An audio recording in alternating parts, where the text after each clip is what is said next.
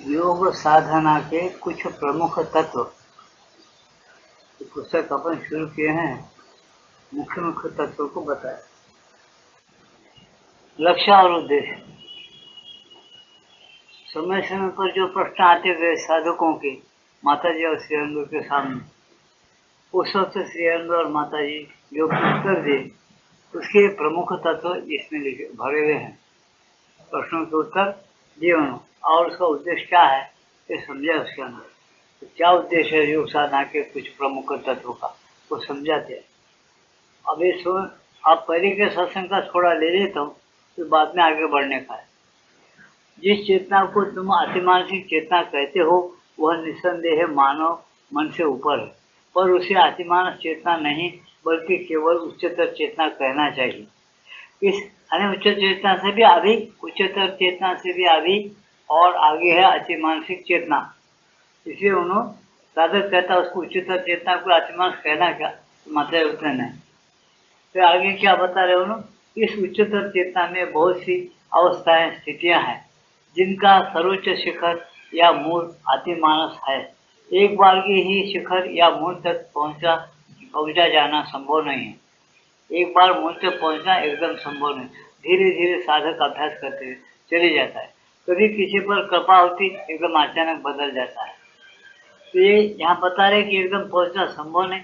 सबसे पहले निम्नतर चेतना को शुद्ध करने और तैयार करने की आवश्यकता है। तुमने जो ज्योति देखी जिसका भीतरी शरीर या उपादान तत्व अत्यंत घना और बलशाली था और जिसमें अभी प्रवेश करना संभव नहीं, उसका तात्पर्य यही है। क्या बताया उन्होंने, उसका तात्पर्य यही है कि जो तुम घना एक ठोसे एक शरीर देखे अंदर, तो वो शरीर भी इसका एक घना संबंध है उसका। अच्छा आगे क्या बता रहे उन्होंने कि अतिमान चेतना का प्रभाव उच्चतर चेतना के ऊपर पड़ता है। अतिमांस के जैसे वो मालूम होता लेकिन वो अतिमांस नहीं होता। उसके आगे भी बढ़ना और एकदम होना संभव नहीं। एकदम कब होगा तुम्हारे अंदर, धीरे धीरे तुम शुद्धि करो। कैसा शुद्धि करो, चेतना को शुद्ध करो। चेतना को शुद्ध करने का क्या है, तुम्हारे अंदर कोई विचार नहीं होना। काम को जो मदवंशदम्बा अहंकार के विचार बहुत हरास हो जाना, वो नहीं रहना जहाँ तक हो सके। क्रोध नहीं, क्रोध सबसे बहुत बड़ा दुश्मन है सबका। और डबल गेम, विश्वासघात करना, समझे, व्यक्ति का विश्वासघात करना, देश का विश्वासघात करना, अपनी बीवी का करना, बच्चों का करना, किसी आड़े पड़ोसी के साथ विश्वासघात करना कभी नहीं, गलत आ रहता है। वैसे आदमी अतिमान से नहीं भगवान के स्वभाव को नहीं पहुंच सकता। इसे वो चीजें सच्चाई के साथ पहुंचने से, सच्चाई के साथ जिंदगी जीने से आदमी को ये चीजें मिल सकते हैं। ये बात पता है। वो भी साधना करते करते वो इसी उद्देश्य करना कि मुझे सत्य होना चाहिए, भगवान से मैं एक रह करके चलना चाहिए, भगवान के खिलाफ मुझे जाना ही नहीं है, भगवान जो चाहते ऐसे ही प्रपंच करना चाहिए, क्योंकि भगवान की लीला, भगवान के जैसा ढलना चाहिए। ये अगर बातें साधक में रह गए तो उसके लिए बहुत ये मार्ग सुलभ है, बहुत सही से सोपा है। अब ये आगे क्या बता रही हो, वह अतिमानसिक शब्द का व्यवहार अत्यंत सरल भाव से कर रहा है। अतिमानस का व्यवहार, अतिमानस शब्द का व्यवहार सरलता से किया गया है, लेकिन यानी वह जिस चीज को अतिमानस कर रहा है वह अत्याधिक ज्योति से भरी हुई एक चेतना है। जिसको अतिमानस कह रहे वो अत्याधिक ज्योति और प्रकाश से भरा हुआ एक चेतना है, समझे। लेकिन अतिमानस की कोई परिवर्तित ज्योति उसे स्पर्श कर सकती है। क्या बताते हैं, अतिमानस की कोई परिवर्तित जो ज्योति है ये उसको स्पर्श कर सकती है, पर अतिमानस की पूरी शक्ति नहीं स्पर्श कर सकती। उस उच्चतर चेतना को भी पूरी अतिमानस की शक्ति स्पर्श नहीं कर सकती पूरी। क्यों, वहां पचन करना सहना का सवाल है, समझे। मक्खन बहुत अच्छा है, पानी भी बहुत अच्छा है, उसका तरीका है देने के तरीके से लेते गया तो ये धीरे धीरे पच के तुम ताकतवर हो। एकदम एक मुट्ठी भर दो मुट्ठी बादाम खा लिए खूब और पचेगा क्या हो, नहीं। स्टार्टर बादाम खाए फिर भी व्यायाम वगैरह करके खाए तो वो पच जाता। कुछ भी मेहनत में कुछ नहीं, चलो खाओ मुट्ठी दो मुट्ठी बादाम शक्कर के साथ, वो बात है। 2-3 दिन खा के देखो, 2-2 मुट्ठी बादाम भागना रह जाएगा, वो सब प्रचन्न है। फिर यहाँ बताते कि आत्मा शक्ति क्या है। धीरे धीरे मन को स्वच्छ करो, शुद्ध करो, शरीर कर्म गंदगी में जाने की कोशिश न कर, शांत रहो, बिल्कुल उसकी प्रतीक्षा करना होगा। उसकी जो ज्योति है अंदर छुपी हुई है उसको उठा देना, प्रकट होने देना। अंदर छुपी है कल को रहना है, अपन ढूंढना बोलते ही भगवान की इच्छा क्या है। तुम्हारे पास शक्ति कम है तो मानव प्राणी बनाया हूँ मैं तुमको, तुम धीरे धीरे अभ्यास के द्वारा उस ज्योति को प्राप्त करो, ऐसा होता है।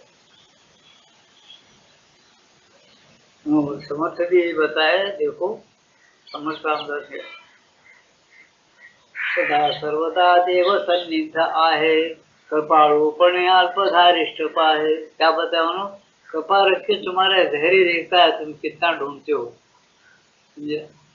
हमेशा वो श्री रामचंद्र आत्मा राम का अंदर, लेकिन उन्होंने ये देखता है कि इन्हें ढूंढ रहा क्या सच्चाई के साथ, मैं इसको हमेशा मिलना ऐसा सोचता है क्या, समझे। जब उसको राम को चाहते हो तो राम के कुछ तो लक्षण, एक पत्नी व्रत था, सच्चाई की बात थी, माँ बाप का कहना मानता था, भाई भाई को जरा मिलजुल के रहते थे, घर में नहीं सो झगड़े थे, निपटारे के चलने का कैसे, उनके पास शांति थी, सारे उनकी बीवियां कैसे थी, ये पूरे के पूरे बातें अगर अपना समाज में अगर थोड़ा बहुत सीख लिया जाए तो फिर राम का राज्य आने में कुछ देर नहीं लगता, आ जाएगा। आत्मा शक्ति आना कोई मामूली बात नहीं है। वो कब आएगा, हमारी तैयारी होने के बाद। हमारे पास अगर तैयारी नहीं है, आतिमास नहीं आता, रावण का राज्य आ ही गया, आओ बोलने की जरूरत नहीं। अब क्या आप सिर्फ रावण का राज्य, कौन सा राज्य चल रहा है, समझे ना। तुम बड़े बड़े लोग अगर रिश्वत खा गए, बेईमानी पर तुले गए, और क्या रहेगा ज्यादा, क्या आदर्श सीखेंगे बड़े बड़े लोगों से। बड़े बोलना किसको, गुण में बड़े, पैसे में बड़े, विद्या बुद्धि में बड़े, सब में बड़े रहते उसको बड़े बोलना। तो रिश्वतखोर खाने में बड़े और बेईमानी करने में बड़े हो गए तो उसको बड़े बोलते क्या, तो गलत रास्ता है, यही रास्ता नहीं होता। वो सच्चे लोग ऐसा कभी नहीं मानेंगे, बिल्कुल नहीं मानेंगे। इसलिए क्या कहते हैं, देखो अगर तुमको साधना में ये चीजें हैं अपने अंदर उतर सकते हैं, उसका गुण तुम्हारे पास आ सकता है, तो मुझे ऐसा कहा हो क्यों नहीं हो सकता।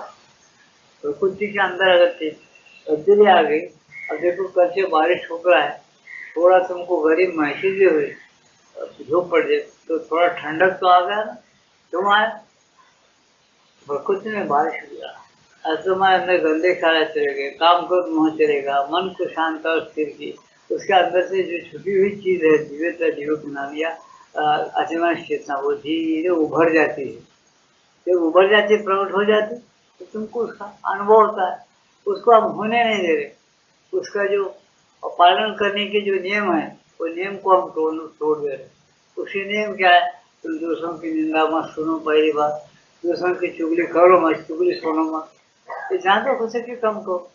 और हम क्या करते, समाज में यही चल रहा है, चुगली इसको करना, ये करना, ये कुछ एक गलती करना। एक आदमी दो खून करता तो बोलता मैं चार करूंगा, उनको ऐसी बात नहीं कर। एक आदमी है चोरी करा, उसके साथ उन्होंने क्या खाते थे मेरे साथ, खाना और निभाना, ऐसा ये होशियारी समझ। तो यार क्या करे, ये गलत बात है। ऐसी अशुद्ध में भगवान कृपा करने के लिए तैयार है अंदर बैठे, लेकिन उन्होंने देखते कि नहीं शुद्ध हो गया, थोड़ा थोड़ा शुद्धि करते आ रहा है, तो उन्होंने भी थोड़े थोड़े आगे हटते तुम्हारे पास करोगे, उसमें कुछ भी आगे हट रहे नहीं, शुद्धि नहीं, कुछ भी नहीं। भगवान भी चाहे तो कर देंगे शुद्ध, नहीं तो कुछ नहीं हो, गलत बात। यहाँ क्या करे, देखो पहले ये चीज करो। तो यहाँ क्या बता रहे कि अतिमानसिक कोई परिवर्तित ज्योति उसे स्पर्श कर सकती है, पर अतिमानस की पूरी शक्ति नहीं स्पर्श कर सकती, इसको उच्चतर चेतना को। और किसी भी हालत में वह अतिमानस नहीं है। वह कौन सी उच्चतर चेतना किसी भी हालत में अतिमानसिक नहीं हो सकती हो। जब उन्हें पूरी तैयार हो जाएगी तब अतिमानस आ सकता है। एक अतिमानसिक भाग की बात कह रहा है जो ग्रहणशील नहीं है। क्या वह एक अतिमानसिक भाग की बात कह रहा है जो ग्रहणशील नहीं है, जो ग्रहणशील नहीं है, वो अतिमानसिक भाग की बात कह रहा है जो आदमी ग्रहणशील नहीं, जिसकी चेतना ग्रहण नहीं कर सकती, वो अतिमानसिक की बातें करा तो क्या हो जाता, अब पुस्तकों में बहुत अच्छी मानसिक की बात आई भी होंगी, जरूर पुस्तक भी निकल रही, हिंदी निकल रही, अच्छी मानसिक ऐसा वैसा बहुत बातें करें, तो उस बात से क्या अच्छी मानसिक आती है अपने मन में, बुद्धि में नहीं आती, उसके लिए अभ्यास करना पड़ेगा, उसके लिए नियम पालन करना पड़ेगा। तो थोड़ा टच देते रहता, वो उस टच से तुमको योग साधना शुरू हो जाती है तुम्हारे अंदर। ये असंभव है, अतिमानस कभी ऐसा ग्रहणशील नहीं हो सकता। क्या बता रहे हो ना? ये असंभव है, अतिमानस अतिमानस को ऐसा ग्रहण किया नहीं जा सकता। ऐसा अतिमानस स्वयं सत्य चैतन्य है, इसमें बराबर ही सत्य रहता है और इसे उस सत्य को ग्रहण करने की आवश्यकता नहीं होती। विज्ञान शब्द कभी कभी प्रत्येक सत्य के साथ संयुक्त उच्चतर प्रबुद्ध बुद्धि के लिए व्यवहार होता है।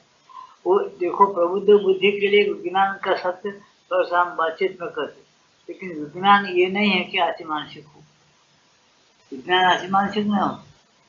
तो प्रबुद्ध में एक अच्छा बुद्धिमान आदमी के लिए एक विज्ञान है, ज्ञान प्राप्त किया है, बुद्धिमान है, विद्यावान है, तो योग साधन कुछ सिद्धि पा लिया, कुछ आगे बढ़ा हुआ। और अतिमानसिक स्वयं क्या है? स्वयं सत्य जो की है, वो प्रकट हो गए ना, तुमसे कोई चीज नहीं छुपेगी। वो भगवान का स्वभाव है, उसकी चेतना जो प्रकट होने के बाद तुमसे कोई चीज छुपी नहीं जाएगी। उच्चतर प्रबुद्ध बुद्धि के लिए वो व्यवहार होता है, और यही उसके अंदर का वह भाग होगा जिसका उसे अनुभव हुआ था। समझे? ये उच्चतर चेतना के बारे में पीछे से कहते आ रहे, ये एक विज्ञान जिसको कहते, मन के परे जो है, जो उच्चतर चेतना है विज्ञान, उसके अंदर ये थोड़ा सा टच होकर उसको कुछ अनुभव हुआ होगा, इसलिए वो कहता है कि अतिमानस आ गया, लेकिन परंतु ये अतिमानस नहीं है। अतः बोलते अतिमानस नहीं होता। कोई साधक केवल साधना के एकदम अंत में ही अतिमानस में प्रवेश कर सकता है। क्या बताए? साधना का खूब साधन होना, बिल्कुल क्लीन और शांत स्थिर हो जाना, कुछ अपने अंदर सोचना नहीं पड़ता, ऐसा धीरे धीरे होते होते जब कहीं अतिमानस अंदर प्रवेश हो। अतिमानस के लिए जगह होना अपने, अगर अपने अंदर अतिमानस के लिए जगह नहीं तो हमारे पास भगवान का स्वभाव उतरेगा नहीं। भगवान का स्वभाव उतरना है, उस स्थिति में जाना है। अब और कल इसके पहले के सत्संग की बात कहना, तो उस अवस्था में जाना है। भगवान की अवस्था में जाना, आत्मानसिक अवस्था में जाना, बहुत बड़ी चीज। अब अवस्था के बारे में मैं थोड़ा बहुत समझाया था पहले, तो मनुष्य एक एक अवस्था बदलती है उसकी। इसे एक उदाहरण दिया, वैसा समझ क्या, अब तुम जागृत की अवस्था में हो, फिर थोड़ी देर के बाद रात को सो जाते हो, नींद लग जाती है, नींद की अवस्था में रहते। नींद में अगर कोई स्वप्न होगा तुमको, तो स्वप्न अवस्था में रहते हो। फिर अब कोई अभ्यास योगी है और पूरी अवस्था में चले जाता है।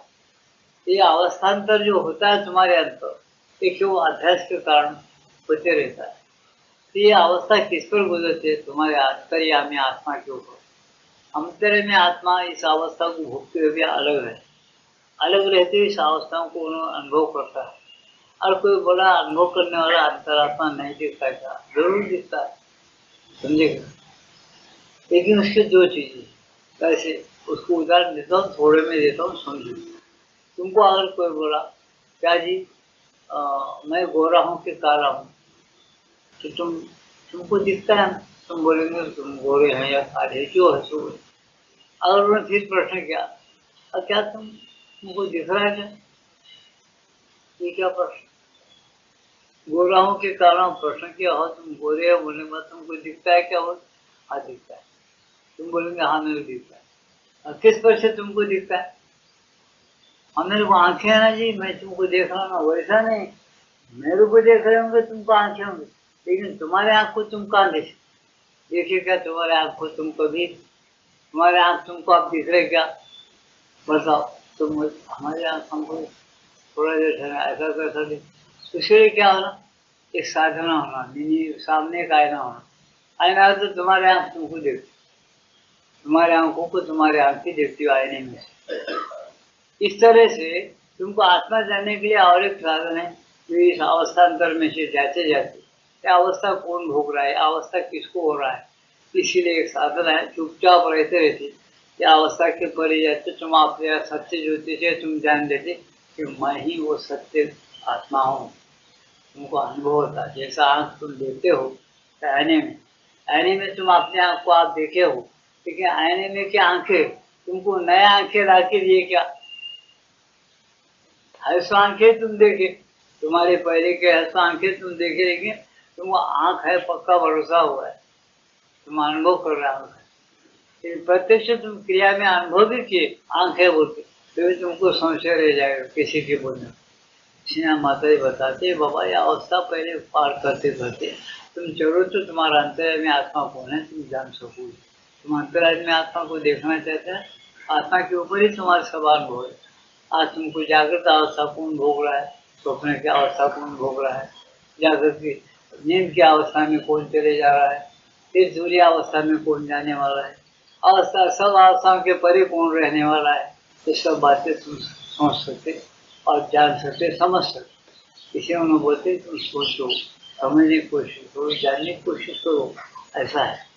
इसे क्या बोलते अवस्थान्तर है। इसे मन वो अधिमन उच्चतर मन, अधिमांस मन और फिर अतिमांस मन ऐसे निकाले, अवस्थान्तर है।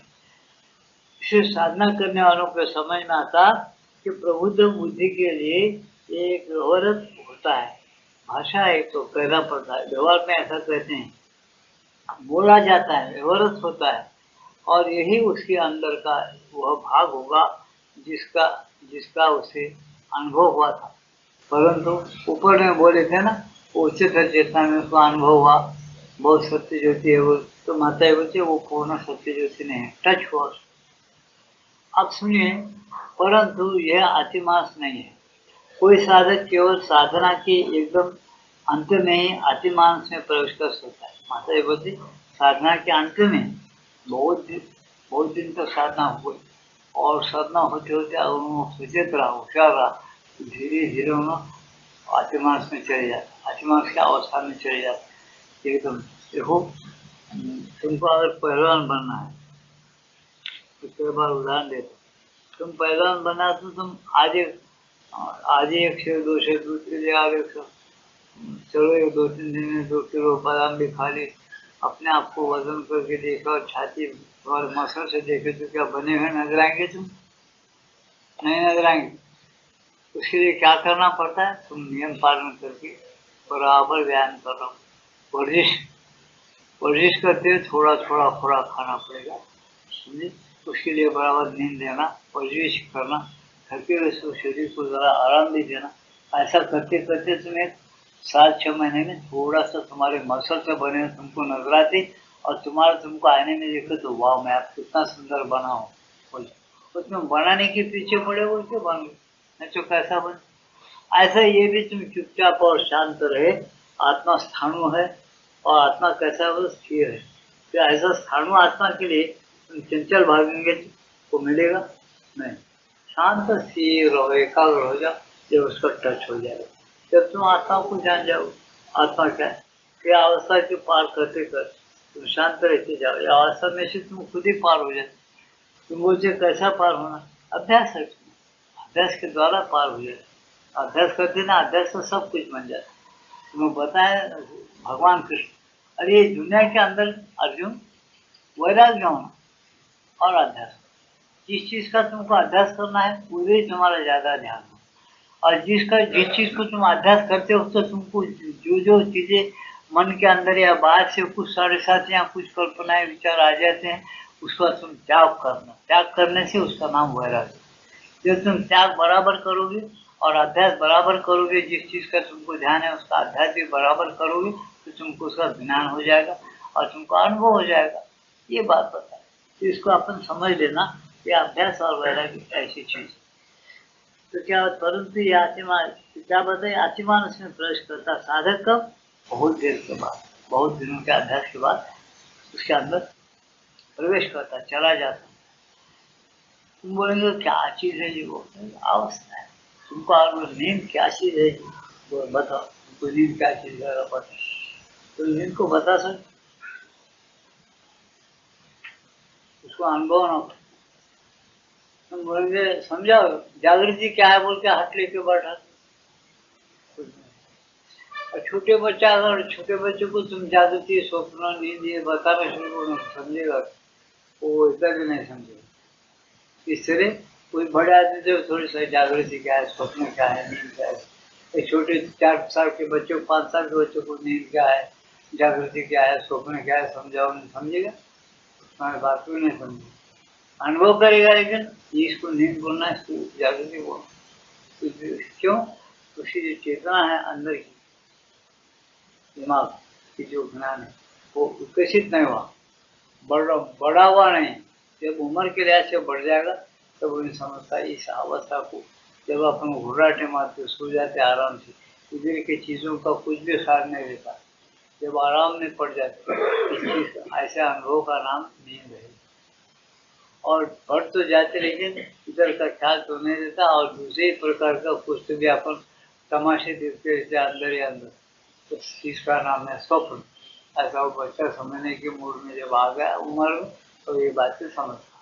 जब नींद भी नहीं और स्वप्न भी नहीं हम प्रत्यक्ष बातचीत करते सवाल का जवाब देते ऐसा जब हम खेल खेलते हैं उसका नाम है जागृति।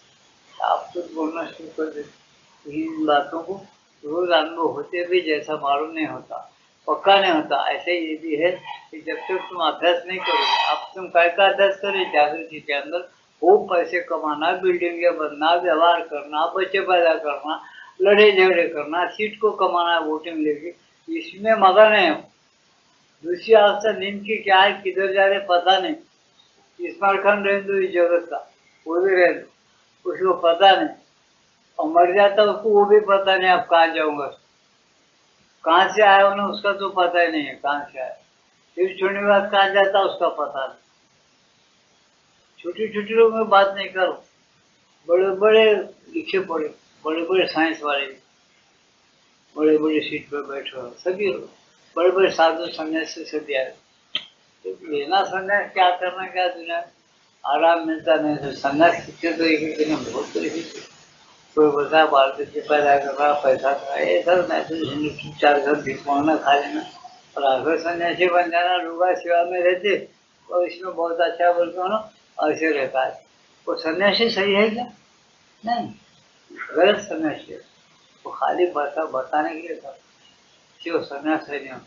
इस तरह से भी व्यवहार में भी कोई खाली जो भी कुछ भी अभ्यास करना कुछ तो खाता वो अलग बात अभ्यास करते हुए जो भी अनुभव को उठाता और चलना है जिसको जिंदगी बनाना है उसी बात अलग है। इसलिए यहाँ माता ही कहती है कि भाई देखो ये अनुभव बहुत दिनों के बाद है अभ्यास अगर साधक कर रहा है तो उसको ये अनुभव होते हैं और कोई साधक नया अभ्यास कर रहा उसको ना शांति का टच होता ना आनंद का होता है ना कुछ नहीं मालूम। जो थोड़ा भी अभ्यास कर रहा है ईमानदार से ये अपने अंदर चीजें छुपी है कि बराबर होगा ये गलत नहीं लिखते महात्मा लोग श्री कृष्ण भगवान गलत नहीं लिखते ईश्वर हृदय में है बोल के बता रहे हूँ। पुराण सब पता है ईश्वर बहुत बड़े भोजन पर सोया हुआ शांताकार मुझे वैसे तो श्लोक सही भी होगा गलत नहीं कि वैसा भी होगा ऐसा भी होगा लेकिन और कोई भगवान की बात विश्वास पकड़ हृदय में ढूंढना हृदय में ईश्वर सर्वभूत हृदय तिष्ठति ब्राह्मण सर्वभूता यंत्र उड़ाने माया तमेव शरणम गच्छ सर्वभावेन भारत तत्प्रसादात परम शांति स्थान प्राप्त श्री शाश्वत और स्थान प्राप्त शाश्वत का होना है उन्हें सोच रहा है तो उन्हें ऐसा अभ्यास करेगा तो उसको हो भी जाएगा।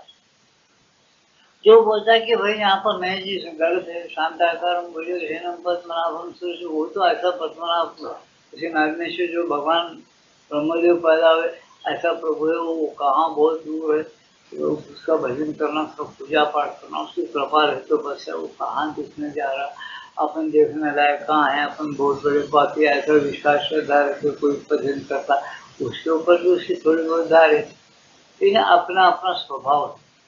कोई बोलता है कि वो बहुत दूर है दुनिया से उसको कोई ताल्लुक कोई ऐसा बता दे कि दुनिया से ताल्लुक वर्तमान काल में भी दुनिया उसके बगैर नहीं चलती वर्तमान काल में भी भगवान परमात्मा का दुनिया के साथ सतत संबंध है उन्हें बराबर बुद्धियों को डोरियां हिला रहा है और हम लोग ऐसा नाच रहे हैं उसे हिलाते होते इतना है हिलाने की डोरियां उसका अलग है उसके तीन गुण की जो माया है ना वो एक डोरी है, रजोगुण तमोगुण सत्वगुण।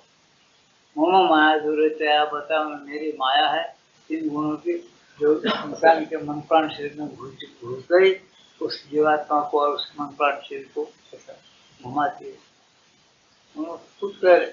ईश्वर सर्वभूतेषु हृदय भ्रामन सर्वभूतानि यंत्रारूढ़ानि माया बरोबर यंत्र के रूप का आरूढ़ जैसा बराबर आदमी चलते जा रहा है।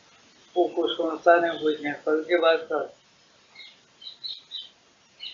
घर में सोचा ठिकाने पे हो जाता। ये सब क्यों? पूरा तुम्हारे हाथ में है, उसके हाथ में डोर है। तुम्हारे करो, तुम्हारा ज्ञान वगैरह सब कुछ तुम पाते हो, लेकिन तुम अपने अपने कर्तव्य के कारण पाए तो भी उसका उसके अंदर दखल है। जो वर्तमान काल में भी तुम्हारे सांसों के साथ ही जुड़ा हुआ है। तुम्हारा सांस ऐसा लेके छोड़ना भी तुम्हारे हाथ में नहीं है। 10 मिनट एक सर्वसाधारण आदमी को बोले 10 मिनट, ये 2 मिनट सांस को 1.5 सांस बंद हो, और घबराहट होती 2 मिनट का, आधा मिनट होते घबराहट होती, वो चलते रहना, लेना छोड़, उसके कारण सूरज है वो भी चलते रहे।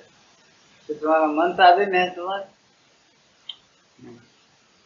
इतना अपना ताबे में मन नहीं, क्या प्राण नहीं, प्राण चले यही ताबे में नहीं, रोज बदल रहा जीवात्मा के अंदर मोहित होकर जिंदगी जीवा, भी तुम्हारे ताबे में। बाल बच्चे को लड़की इतने होना, लड़के इतने होना, वो भी तो आमदनी में कितना होना वो भी है तुम्हारे ताबे में, वो भी नहीं।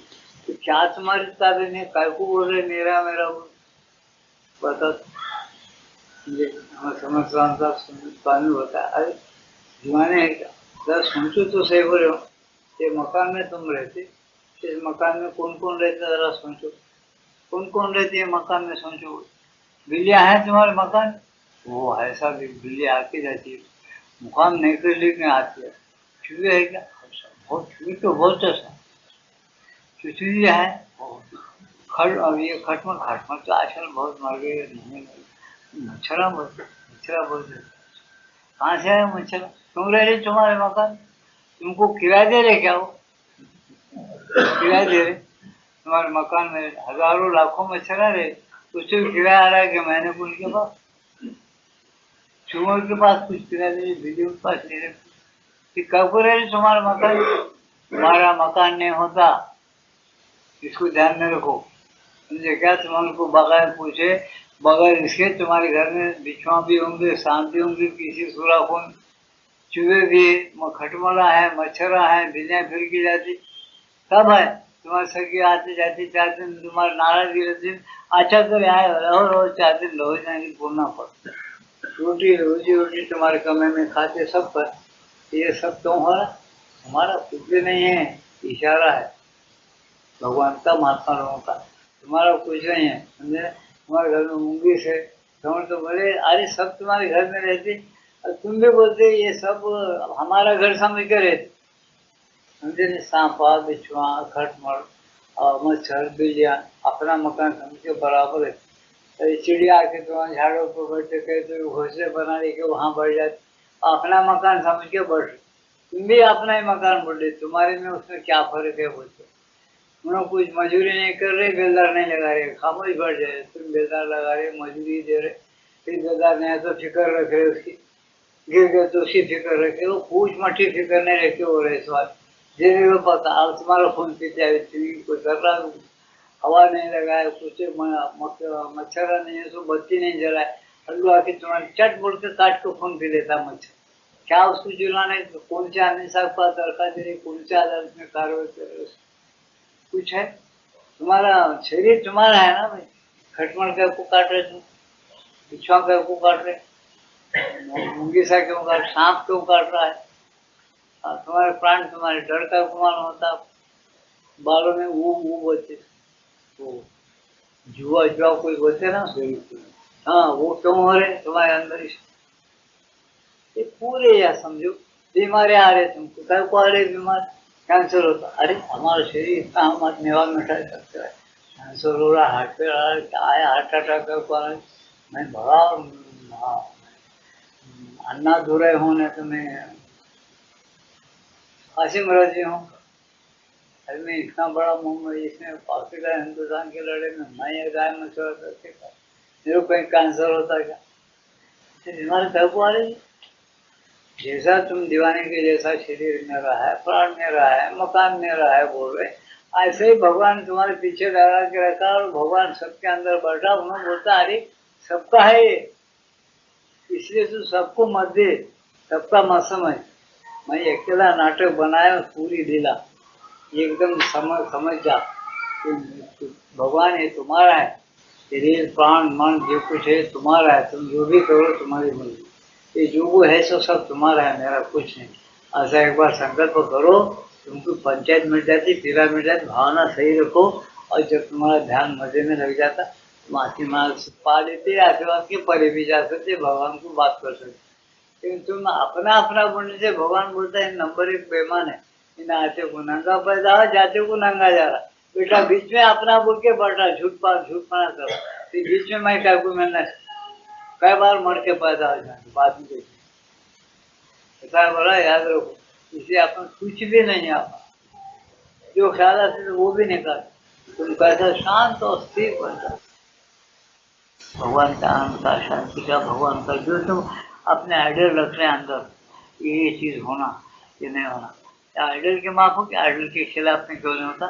थोड़ा दे देता स्वामी तो बाबा ऐसा नहीं ऐसा हो, स्पष्ट बता अनुभव होता है। इसलिए यहाँ चाहते रहे उन्होंने देखो सोचो बोल, जबकि सभी कठिनाइयाँ दूर हो चुकी हो और सिद्धि के मार्ग में अब कोई बाधा उपस्थित न हो, तब क्या होता? आशीर्वाद तुम्हारे अंदर होता, बाधा नहीं हो, तुम दवा खाते हो और आपत्ति कर, डॉक्टर बोला देखो इसके दिमाग में शक्ति कम है, बीमार आदमी है, ये बातें ज्यादा नहीं कर, करने से हार्ट अटैक आ जाएगा, खामोश पड़ेगा। तो डॉक्टर साहब खामोश पड़े तो नींद नहीं आ रही, नींद की गोली तो उसने पूरा नींद आता, अब चुप पड़ने से ज्यादा दोस्तों को बुला के बातें करो, हाँ वो काम की नहीं, बातें नहीं करना, आराम, बातें करने से तुम्हारी एनर्जी खर्च हो जाती, बातें नहीं करना तुम आराम से रह नहीं जाता ना था, रह नहीं जाता तो एक दिन मर जाते, ऐसी बात करते थे।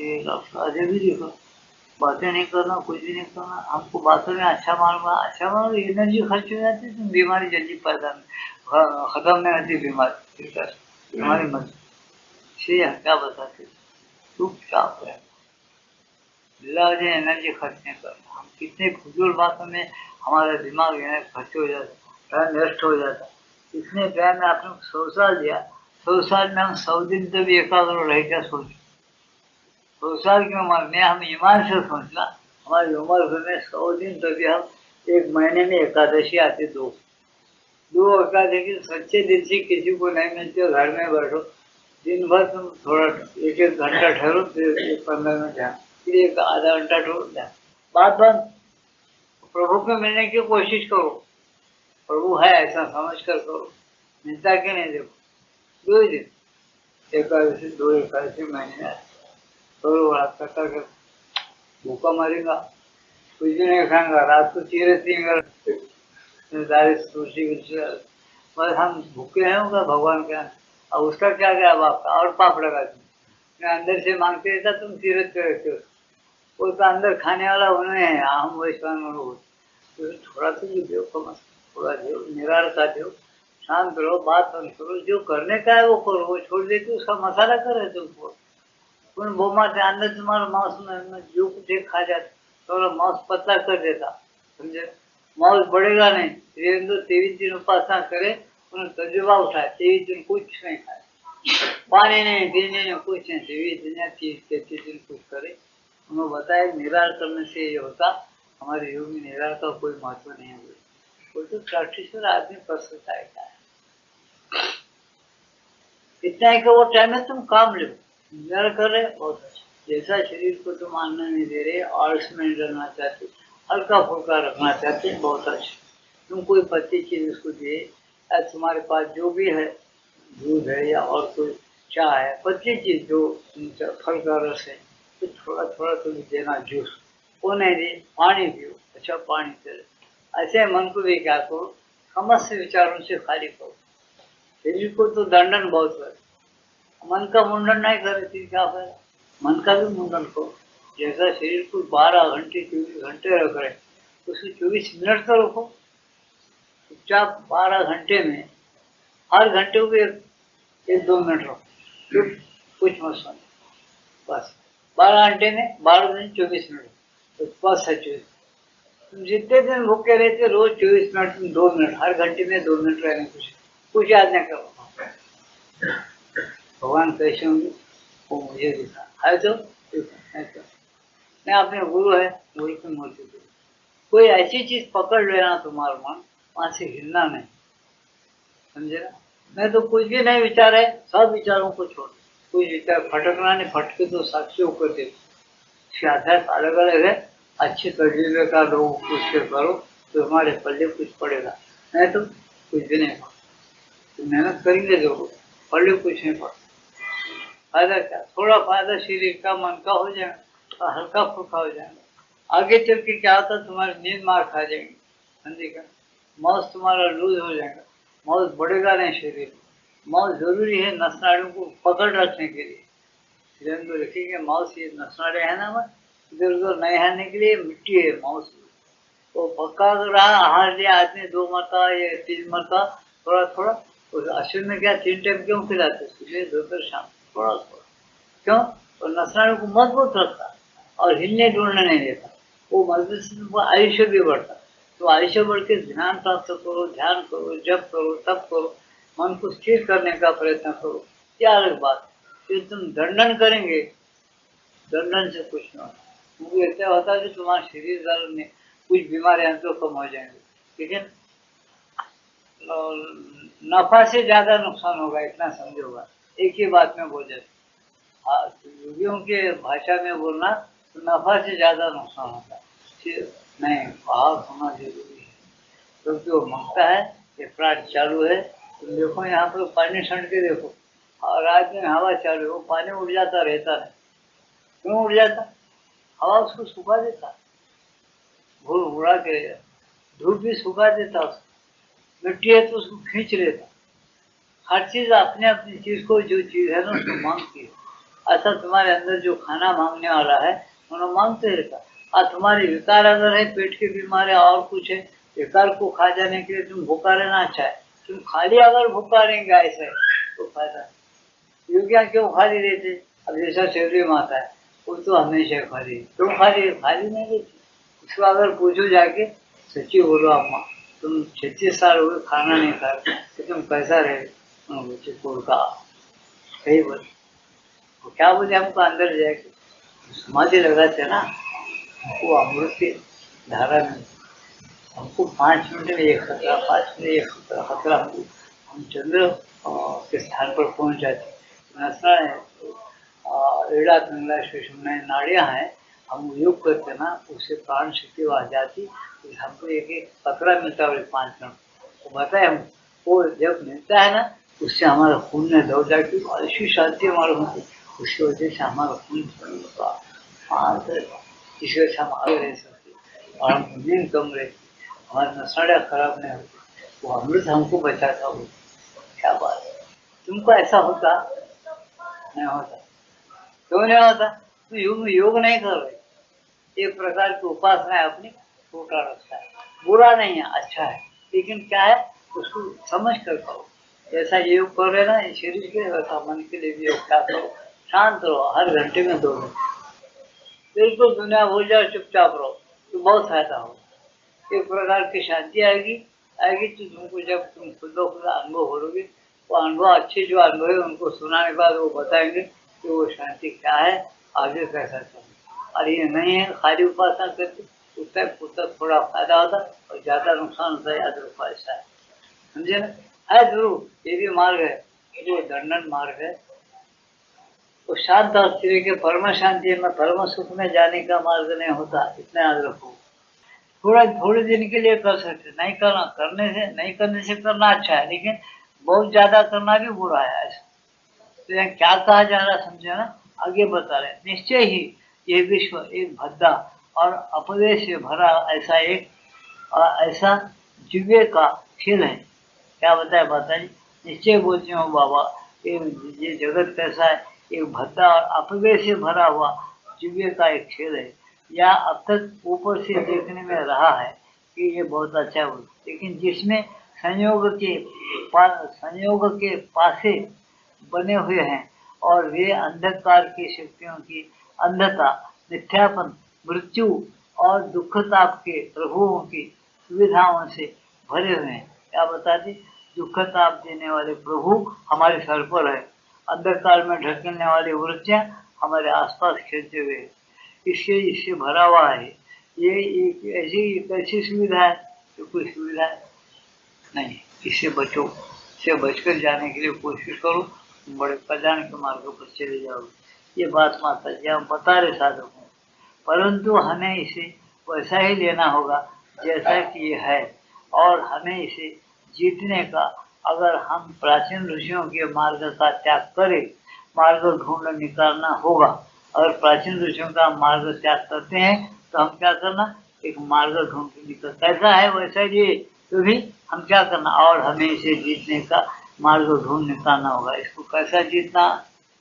हमारे अंदर कामना है, क्रोध है, मत्सर है, दम्भ है, अहंकार है, ये वृत्तियां हैं। ये वृत्तियां कैसा जीतना? ये मालूम होना, मालूम करवा, कुछ निराल के द्वारा, कुछ मित्र भाषण करके, कुछ अभ्यास करके इसको जीत जाते। इसको जीत के इन वृत्तियों का अपनाना और भगवान से एक हो जाए। भगवान क्या है? पूर्ण सत्य ज्योति, बस सत्य किरण, सत्य प्रकाश हमारे अंदर प्रवेश हो जाता है। जो छुपा हुआ है वो प्रवेश हो जाता है। ये कहना है, मार्ग ढूंढ निकालना हो। आध्यात्मिक अनुभूति ये बताती है कि इस सबके पीछे समता, शांति, स्थिरता, स्वतंत्रता का एक विशाल क्षेत्र है। क्या बताए? अगर तुम भगवान के मार्ग पर चलते हो तो क्या है, तुम बैठे बैठे ऐसा लगा ना, एक तुम्हारे अंदर समता आ जाएगी। तुम बोलेंगे कोई चीज है क्या समता? है साहब। एक शांति आ जाएगी, एक विशाल आ जाएगी।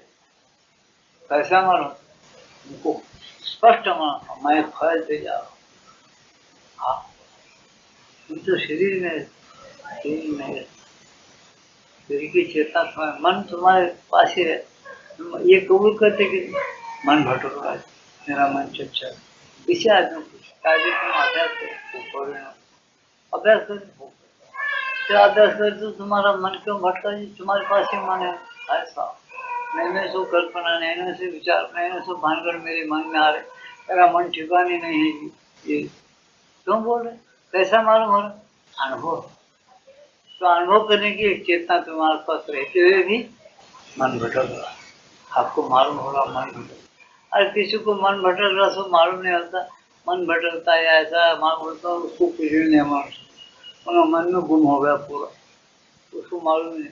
जो आदमी थोड़ा होशियार है, जागृत है, उसको थोड़ा मालूम होता कि मन कैसा भटक, नए से विचारों को कैसा अंदर लाता, उसको समझ जाता। जिसको कुछ समझ ही नहीं है उन्हें क्या समझ, कुछ भी नहीं समझ। इस तरह से हम आते हैं, बोलते देखो वाला, इसी तरह से क्या है, हमारे अंदर एक शांति ऐसा आपको महसूस होती है। बैठ कर देखो एक क्या, तुम्हारे मन के पीछे ही तुम शांत होते ही वो एक प्रकार की प्रत्यक्ष शांति, हमें बताया कि एक शांति, स्थिरता, स्वतंत्रता का एक विशाल क्षेत्र, और केवल उस क्षेत्र में प्रवेश करने पर ही हम वह आंख प्राप्त कर सकते हैं जो देखती है, और उस शक्ति को पाने की आशा कर सकते हैं जो विजय ले आती है। क्या बोलता है उन्होंने? विजय लाने वाली शक्ति। तुम उस क्षेत्र में चले जाओ जहाँ स्थिरता है, जहाँ समता है, जहाँ स्वतंत्रता है, जहाँ शांति है, विशाल शांति। इसके अंदर तुम जाएंगे तो जिसको तुम बोलते ना अपना मकान, तुम्हारा मकान बने तुम स्वतंत्र नहीं, एक ऐसा क्षेत्र है तुम्हारे अंदर छुपा हुआ विशाल शांति, उसमें तुम चले जाना, तुम्हारी चेतना, जब तुम्हारी सही स्वतंत्रता क्या मालूम हो जाए, शांति, फिर तुमको विजय लाने की शक्ति क्या है। भारत अब ऐसा हो रहा है, भारत में विजय कर रहा, तुमको सही तरह में रोज एक आधा घंटा और अभ्यास करो, सुबह और शाम बार बार अभ्यास करते हैं। चुपचाप बात बंद, कुछ अंदर घुस, अंदर कौन है चला रहा है, हर चीज कैसे चल रही है देखो, सोचो समझो। और ऐसे विजय का क्षेत्र है। यह जाने के बाद उनको अपने प्रकृति में विजय कैसा लाना, भारत में विजय कैसा लाना, ये आपको मालूम होना शुरू हो जाए। वो बाद में आप सोचेंगे कितनी कठिनता है विजय लाना। जिनके अंदर तुम विजय लाना चाहते, वो कितने तुम्हारे से रूठे हुए हैं, उनके मन तुम्हारे सामने ऐसे खेलते हुए दिखेंगे। ऊपर से बात ये लोग अच्छा कर रहे, अंदर कितने गंदे, आपको ऐसा देख के आप सर मार लेंगे। भगवान इतना बड़ा कचरा हम कैसा निकाल, तुम हमको संगी साथी हो तो कुछ तो काम कर सकते, तो हमको बहुत मुश्किल है। ऐसा जो आध्यात्म करता उन्हें कहना पड़ेगा, मत्था मार लेके बोलेगा ये बात कितनी सही। आध्यात्म करता कौन, कोई भी नहीं करता। अपन खाली के ऊपर से 2-4 लाख किसको दे दिए, 10 करोड़ दे दिए, ज्यादा से ज्यादा बहुत बड़ा काम किया। वहां कौड़ी का काम नहीं, ये अभ्यास के सामने ये कौड़ी के बराबर है, 10 करोड़ कुछ भी नहीं, समझे क्या।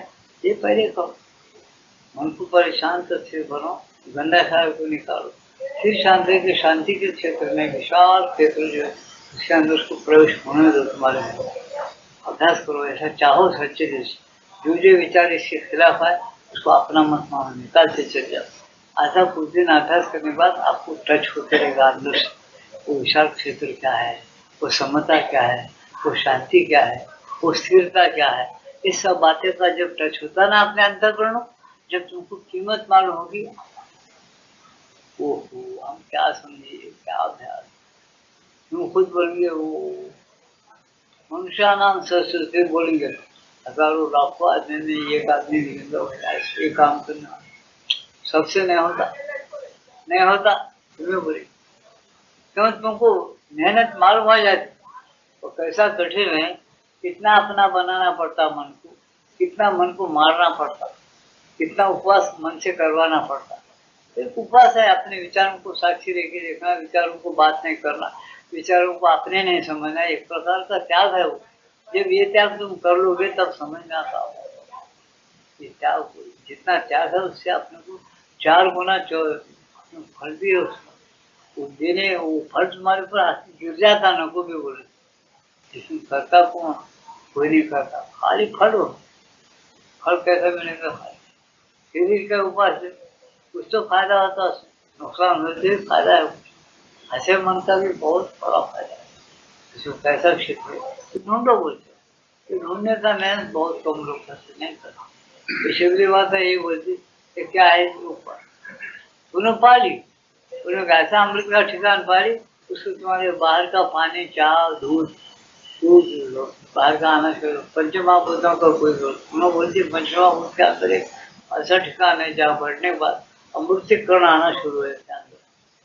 5 मिनट पे एक कण आया ना, एक 10 कण भी उसको मिल गए तो बस, 10 कण को 10 दिन भी उन्होंने योग नहीं करी, फिर कोई परवाह नहीं, उसका जिसम तर और ताजा है, क्या दुनिया से काम है वो। प्रभु बेचारा में उसका भजन करना, उसके नाम पे दान करो, धर्म करो, खाने खिलाओ, कोई भी खिलाओ, मेरे को क्या था, मैं कल को पैसा बोलता, जिंदगी में सुख होना तो बहुत आनंद है, सुख है और शांति मिल रही। जितने दिन चाहे मैं बस सकती हूँ, जब चाहे जब शरीर छोड़ सकता, और क्या होता, इसके लिए तो आदमी सुखी होना बोलती, जीवन में सुख मिल गया बोलती, जीना बहुत राशि बातें हैं। योग में प्रत्यक्ष फल कैसा ये बता देती है माता जी। और अपन देख रहे बात देखो, ऐसे भी योगियों को जब ऐसा है तो अब ये तो पूर्ण योग की बात कह रहे, कितनी गहरी बात होगी और अच्छी बात होगी, उसको सोचो। इसने कहा, क्या कहा जा रहा, देखो भाई ये तुम यहाँ विजय की शक्ति आती है, और जो कुछ सच्चा सत्य है डबल ये देखो, सत्य भी कहीं झूठा रहता, सत्य भी थोड़ा झूठा सत्य भी रहता। जैसा धर्मराजा को बोले अरे अश्वत्थामा मर गया, बोलो है अश्वत्थामा तो मर गया, लेकिन हाथी था उसका बेटा नहीं था। सत्य तो था अश्वत्थामा नाम का कोई मर गया, उसका बेटा तो नहीं मारा द्रोणाचार्य, उसको कहलवाए भगवान कृष्ण, अरे अश्वत्थामा मर गया बोल तो हाँ बोलो तुम बोलो। अश्वत्थामा मर गया हो बोल दो, नगारे बजे नहीं सुने। वो द्रोणाचार्य भाग गए इसमें, फौज में से। मेरा बेटा मर गया क्या होता है। तो कहने का मतलब क्या है, सत्य झूठा भी होता, सच कैसा होता है, ऐसा डबल फील। अश्वत्थामा हाथी मरने के बजाय बेटा मर गया, वो तो जरा मर गया तो सही। अश्वत्थामा नाम ये मनुष्य ने कहा हाथी था। अब यहाँ माता जी क्या होती है, ऐसा भी नहीं होना, वैसा होना। जो कुछ सच्चा सत्य है, इसलिए सच्चा सत्य, सत्य तो सच्चा ही है, सच्चा ही रहेगा। यहाँ इसलिए बोला गया कि ऐसा डबल नियम का सत्य नहीं होना।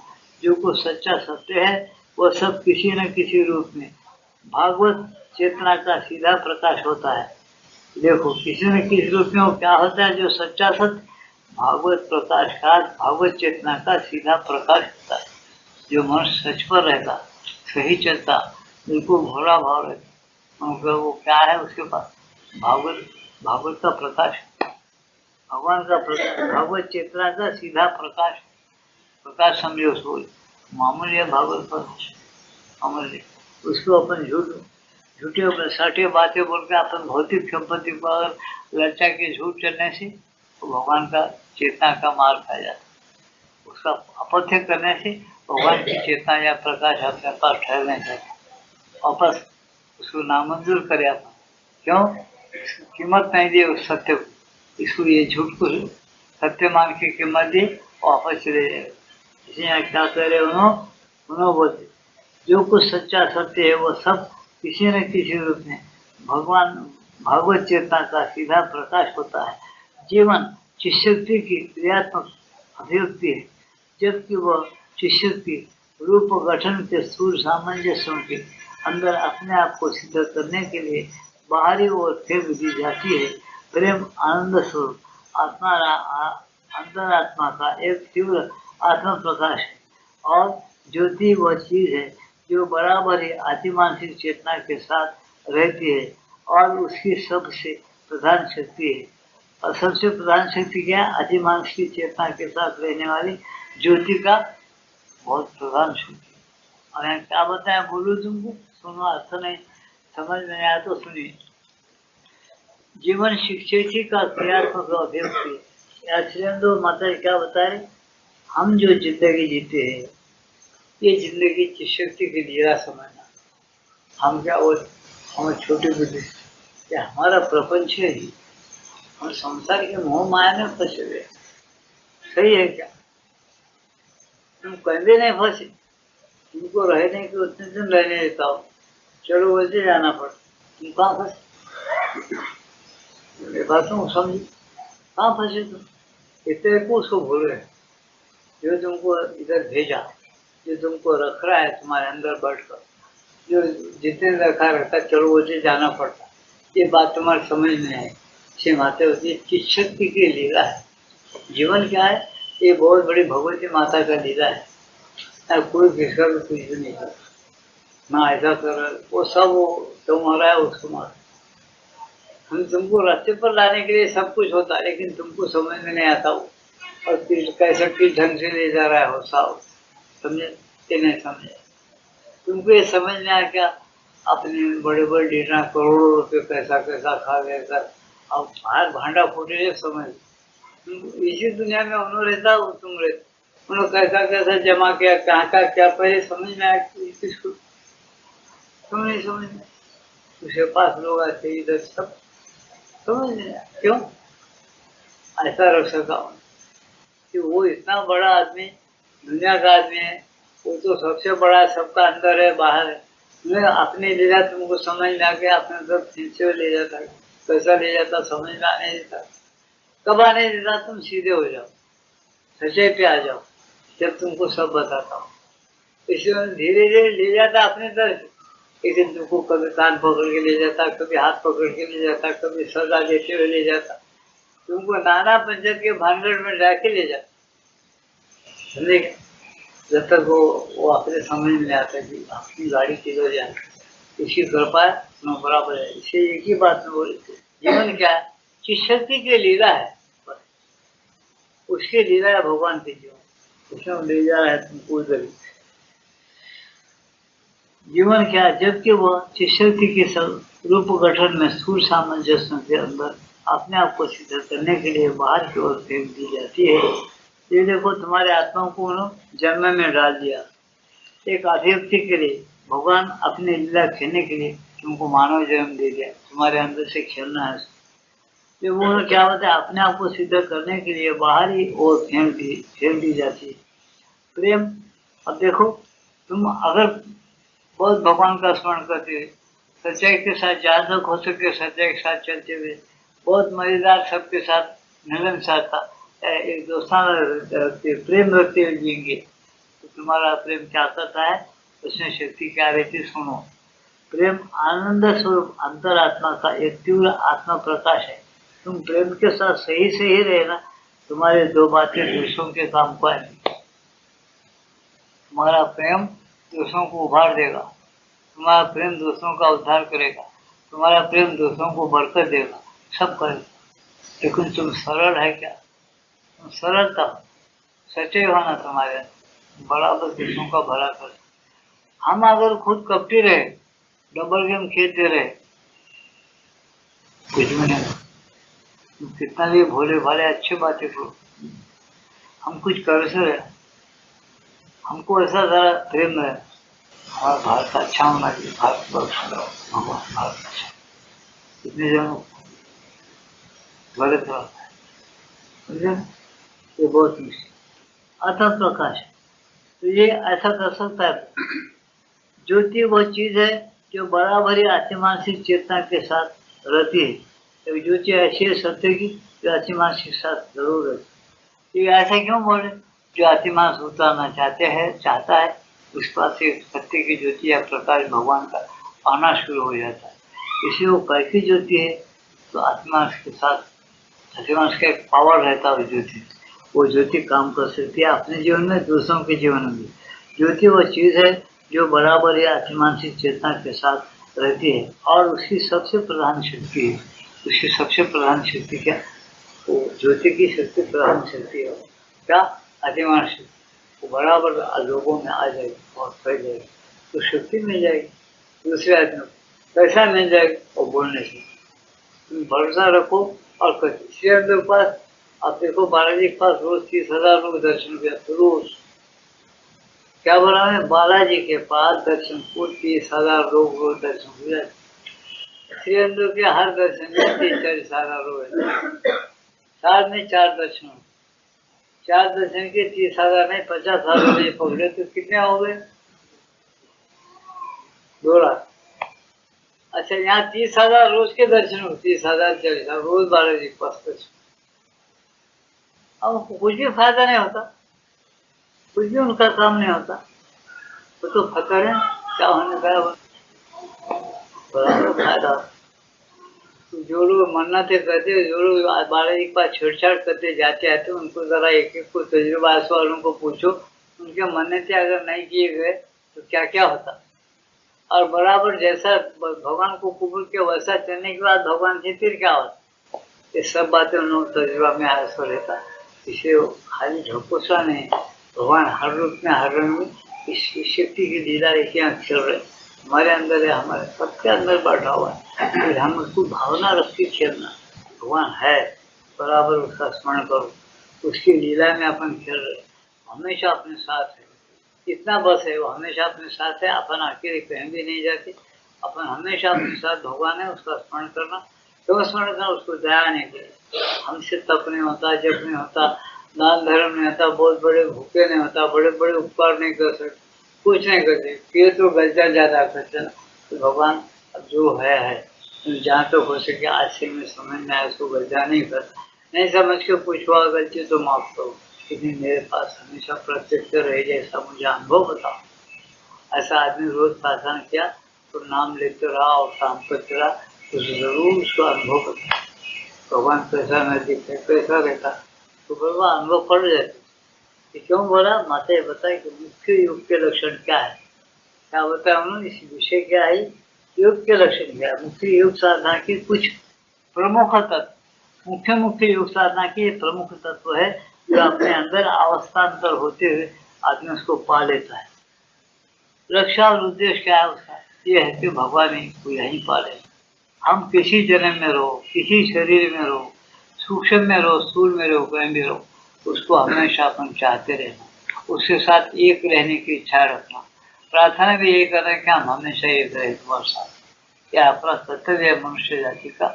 ऐसा करते रहना मनुष्य, उसका कल्याण होगा। और भगवान के साथ मिलकर रहने से और इससे ज्यादा कल्याण क्या होना, हर चीज उसके पास है। तुमको एक जिंदगी में जितना लगता उन्होंने दे देता। कैसा देता? बहुत देता। एक बताऊं, कोई कोई प्रत्यक्ष भगवान को देता, क्या प्रत्यक्ष ही देता? यहाँ अप्रत्यक्ष कोई भी नहीं है, भगवान ही। और तुम गीता समझेंगे तो बड़े बड़े लोग क्या बताए कि भगवान ही सबके रूप में। हमारे संत तुकाराम महाराज क्या होते क्या बताए, बहुविध रूपे देशी घेसी पर्यांति ब्रह्म एका बीजा कोटि तरु, एका बीजा पोटी तरु कोटि कोटि एका कोटि सुमने फल। क्या होता है? एक झाड़ रहता, उसको फल कितने होते, उसमें बेच देखे, एक एक बेच के फिर कितने वर्ष। ऐसा ही भगवान की लीला चल रही है, ये मिटने वाली नहीं है। इस लीला को पहले समझो। एक गीता पुकारती ऊर्धमूलम आदर्शा था अश्वत्थ संप्रावो रवेम। ये अश्वत्थ वृक्ष कैसा है जिसके पत्ते वेद कहे गए? इसका मूल कहाँ है, इसका मध्य कहाँ है, इसका अंत कहाँ है? प्रत्यक्ष में आप कुछ नहीं दिख रहा है, लेकिन इसको अगर कोई जान लिया तो सब जान लिया। गीता कहती है प्रत्यक्ष 15 अध्याय पढ़ के देखो, गीता के वचन इसको पहले जानने वाला उसको वेद पूरा जानना समझो, फिर अक्षत्र को पहले जानो तो सब जान। अब यहाँ माता जी बताते अरे भाई सब वही भरा हुआ, बेकार ख्याल को दूर करो। वो कैसा अंदर है, मूल रूप क्या है उसका, जरा शांत रहने से कुछ मत सोचो। अपा नुकसान विकरण सब उसका ही है, तो इतने सोचना बस है, बहुत बड़ी बड़ी चिंताएं मत करो। पैदा है तो नंगे हो, इतने सोचो। तो जाते हो नंगे जाने तो क्या ले जाना अपने साथ? पवित्र ज्ञान ले जाओ। क्या ज्ञान है? सब भगवान की लीला है, भगवान भरा हुआ। भगवान जैसा बुद्धि दिया वैसा जहाँ तक समझे अपन उतना अच्छा काम करेंगे, बुरा काम करने का नहीं। जहाँ तक हो सके उसका नाम लेना, बुरा काम नहीं करना, अच्छा काम करना, जितना हो सके उतना ही। ज्यादा ढूंढा में जाना नहीं, समझे ना? अपने पास 10 रुपये नहीं, 1000 आदमी को खाना खिलाते हैं, बोलते बेवकूफ है वो। 10 रुपये तो बस है, तुम्हें 1 रुपया दारू बात होता, 8 दारू 200 बस। तुमको भगवान लंगा बन जाओ नहीं बोलते कभी। आज का सत्संग समाप्त है। एक भजन होगा, उसमें ध्यान लगाओ। उसके बाद प्रसाद वितरण होगा। शांति के साथ अपने घरों को जाओ। ओम नमो भगवते वासुदेवाय पुरुषोत्तमाय नमः। श्री मातारविन्दाय नमः। जय मातारविन्दाय नमः। ओम नमो भगवते वासुदेवाय पुरुषोत्तमाय नमः। श्री मातारविन्दाय नमः। जय मातारविन्दाय नमः। ओम नमो भगवते वासुदेवाय पुरुषोत्तमाय नमः। श्री मातारविन्दाय नमः। जय मातारविन्दाय नमः। ओम नमो भगवते वासुदेवाय पुरुषोत्तमाय नमः। श्री मातारविन्दाय नमः। जय मातारविन्दाय नमः। ओम नमो भगवते वासुदेवाय पुरुषोत्तमाय नमः। श्री मातारविन्दाय नमः। जय मातारविन्दाय नमः। ओम नमो भगवते वासुदेवाय पुरुषोत्तमाय नमः। श्री मातारविन्दाय नमः। जय मातारविन्दाय नमः। ओम नमो भगवते वासुदेवाय पुरुषोत्तमाय नमः। श्री मातारविन्दाय नमः। जय मातारविन्दाय नमः। ओम नमो भगवते वासुदेवाय पुरुषोत्तमाय नमः। श्री मातारविन्दाय नमः। जय माता अरविंदाय नमः। ओम नमो भगवते वासुदेवाय पुरुषोत्तमाय नमः। श्री माता अरविंदाय नमः। जय माता अरविंदाय नमः।